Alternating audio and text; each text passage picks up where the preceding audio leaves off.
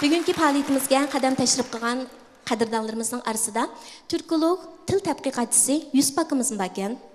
Xo'sh. Ko'pchilikning talabiga binoan aldi bilan Yusuf akamizning Yusuf aka, sahnimizga rahmat, yurak so'zlaringizni anglab boqaylik. Assalomu alaykum jamoat. Hurmatli mehmonlar. Meni yamanmi ko'p turib ta'riflab ketdi turkologda.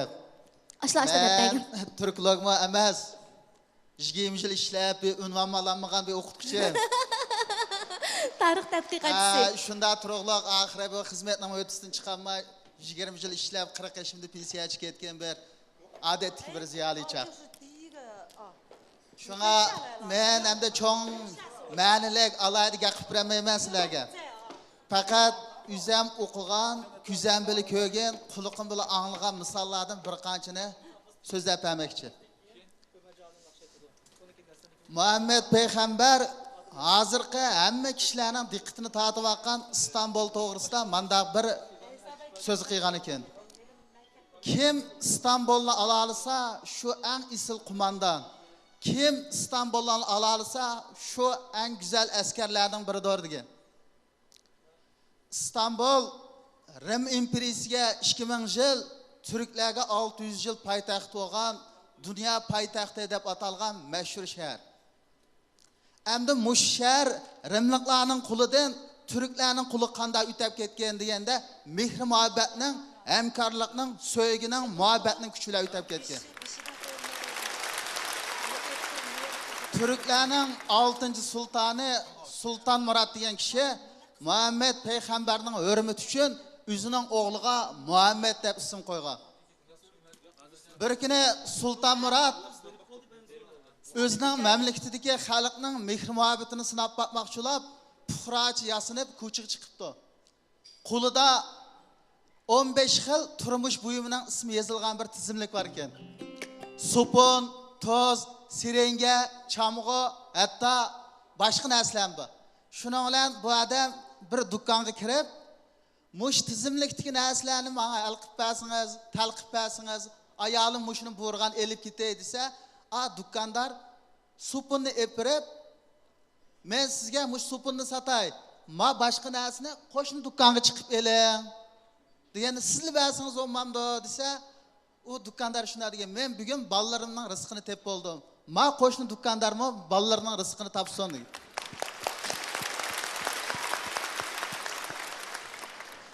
Shuning bilan Sulton Murod ikkinchi do'konga chiqib, yana shu gapni desa, u do'kondormi o kishiga supunni berib, qolgan narsani ma do'kondan eling degan. To'liqli berib bersangiz bo'lmamdi desa, shu kishimi bolalarimning rizqini topdim, ma do'kondormi bolalarimning rizqini topsin degan. Sulton Murod 15 do'konga chirib, 15 xil narsani elib qaytgandan keyin, tushdan keyin o'rniga kirib, shunda bir yig'in ochgan. Mening xalqim tangdossiz quvvatga ega. Mening xalqimning qalbida tangdossiz muhabbat bor.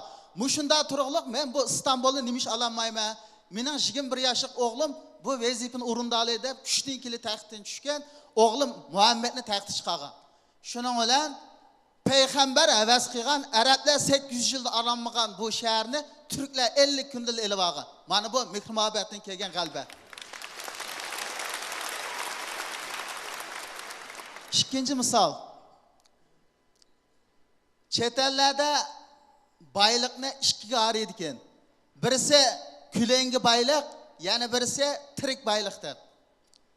Külengi bayliq degan nima deganda, Pukoni bayning qo'lida 50 million pul bor. Pukoni bayning qo'lida 100 million pul bor. Desa bu jamiyat eqib chuygan cho'chak. Buni külengi bayliq deydi ekan. Agar shu bayning qo'lidagi pul shu jamiyatga, shu millatning ehtiyojiga, shu davrdagi talabga qanchalik xizmat qilib, qanchalik sarf qilingan bo'lsa, shu sarf qilingan shu pulni tirik bayliq deb qaraydi ekan. Buning misoli 2008-yili hammamiz bilamiz, dunyo Mahmud Qashqari yili bo'ldi. Shu chaqda Turkiya, Jungo, Ozarbayjon qatorliq davlatlarda Mahmud Qashqarni xotirlashning nihoyat cho'ng dag'dug'lik faoliyati bo'ldi. Mushqatim baylarning, ziyolilarning, rahbarlarning, xalqning millatga, davrga, jamiyat tutgan pozitsiyasini aks ettirgan bir misolni men Istanbulda o'z ko'zim bilan ko'rdim. Mahmud Qashqarining Kitob Javohir Navi fil lug'at turk, ya'ni turk tillari navisining javharlari degan bir kitob bor ekan. Mush kitobni turklar tepib, izlab, surishtirishga yeri qolmabdi. Mush kitob kelgusida Shinjongda tepilishi mumkin degandan keyin Istanbulda metropolit bay deydigan 36 cho'ng bay bor ekan. Mush baylarning nurg'ini agar mush kitobdan xabar bergan kishi bo'lsa, mush kitobni saqlagan odamlar bo'lsa, Istanbulning Pospro bo'g'izidagi dachamni miros qoldiraman. Bankidagi hisobotimni shu kishiga beraman. Mening barliq boyligim shu kitobni topgan odamga mansub bo'lsin deb o'ttir qo'ydi. E'lon qildi. Mana mavi baylarning insonlarning millatiga, millatining madaniyatiga jamiyatga tutgan pozitsiyasi. Shunga biz baylarni, ziyolilarni jamiyatning ikki cho'ng turki deymiz. Shunga bay yo'q, ziyoli yo'q jamiyat gumurlib ketgan uyga o'xshaydi.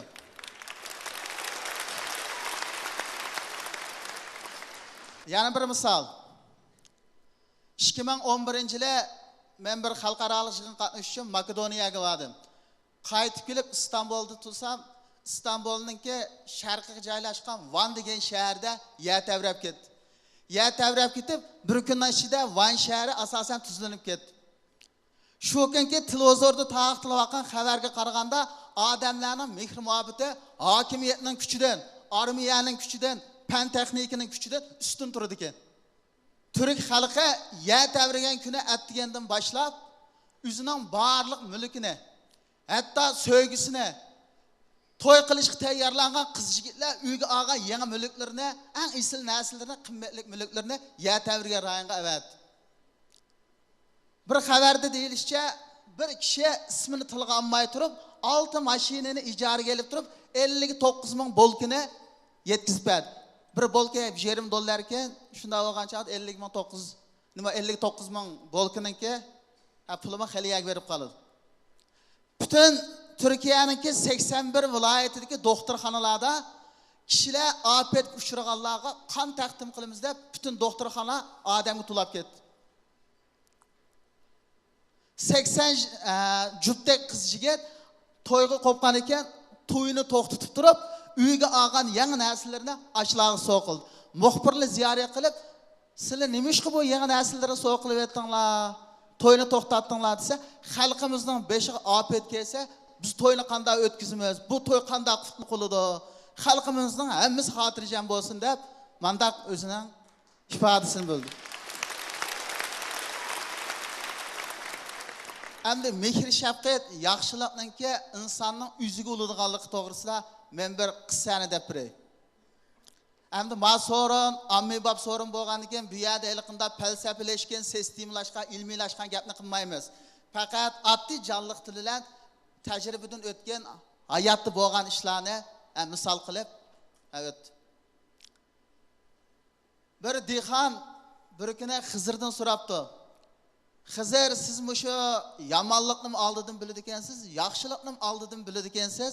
Menga mushki jihatga bir karomatingizni ko'rsatib qo'ysangiz, desa, Xizr dehqonga debdi. Men sen bilan 2 kun safar qilaman. Nima ish qilsam, nima ish bunday qilasan deb so'maysan, degandan dehqon ma'qul debdi. Bular 1 kun safar qilibdi. Safar qilib, birinchi kuni bir bayning uyiga kiribdi. Biz yo'lovchi edik, safar qildik, adik, açdik. Bizdan bir halimizdan xabar olsak, mushal qunab qolsak desa, "Avo bay bularning qo'sqiga bir vaqt tamoqni bermay, bir o'yini ko'rsatib qo'yaplar, bir eski tekerdan ishkin tashlab turibdi, bir tal palasvaki mushal yetinglar" debdi-da. Shundan bular kechichi qo'saq och, u yan ig'naqsh, bu yan ig'naqshi bir kechichi to'ngab o'tkazibdi. Atis atdiganda o'ydan chiqib turgan chaqda, da qarasa tamda bir yeriq tug'di. Shuning bilan Xizr barmoqini namdab turib, tamdagi yeriqni itib yutibdi-da, suvga yutibdi. Dehqon so'rabdi-ku, bu bizni kechich och qo'ydi, so'ng o'qitib qo'ydi, buni yeriq demini nima suvga yutsan desa, men sendan so'mi degandim-ku, nima ish qilsam? degandan dehqon gap qilmay turibdi. Bular yana 1 kun safar qilibdi. Safar qilib kechda bir Namratning uyiga kirib qilibdi. Öy kirsa bu Namrat Axutun bir tabaqdan ikki tabaq oshni qo'yib, hamda yeyli deb turibdi ekan. Bular kirib halini aytibdi-da, yo'lovchi adoq ashdoq ve alimizdan xabar oldi degandan keyin bu ayol o'ziga tayyor qilgan ikki qach tomoqni bularning oldiga qo'yapti. O'zlari yotgan ko'psin buliq sepirib chiqib, bu o'zlari eg'ilga chiqib, o'quvda o'tirib tang'attiribdi ayol. Atis atdiganda uydan chiqtirgan chaqda Xizr o'ylanan o'tirsa kelib, keyiniga yenib beribla, eg'ilda bir seg'in kala bor ekan, mushki Namrat jinni beqilayotgan. Shu kalaning jinni olgan gap. Şunu dixan bunun da acayiplenip soraydı ekende. Aç koygan bay, soğuktu koygan bayla üy yerik tutsa onu yamap koydun, sugap koydun. Ma bizden kuskumuzun toyğıza bir kişi bizden optan küsse sen bununki turmuş menbesi olgan kalının cenini aldın go dese. Soğuma dedim go, neymiş şu dakikalıkım ne? Degendikin dixan tımtırdı ki, bolda işkimizden sepiremiş ayakçı olsa, emdi ben sana sebebini de birey dedik. Bay bizden aç koydu. Lekin tamga qarsam tamning ichida tilla bor ekan. Agar u tillani ko'rib qolsa, texim qarni yet bo'ladi, texim razillashib ketadi. Shuning uchun bu bay ashini ko'rib qolmasin deb men u tamni sugib etdim. Endi u tilla hargiz uning quliga tushmaydi dedi. Mana endi men Namratcho deganda, Namrat bizga ikki tabaq osh berdi, bir kecha qo'ndadi. Yaxshilikning badaliga buning beshiga kelgan ular ko'tarilib ketdi. Alloh bularga qazo bo'lgan mushki tabaq ashning badaliga shu qazo malga ko'chdi. Mana bu jonga kelgan malga ketdi degan shu. Demak, yaxshilik insonga yaxshilik qilib keladi, qazodan saqlaydi degan. Shunga Uyg'urlar bir yaxshilik qilsang, ming balo qochadi deydigan so'zi bor. Gapim chiqilib ketdi.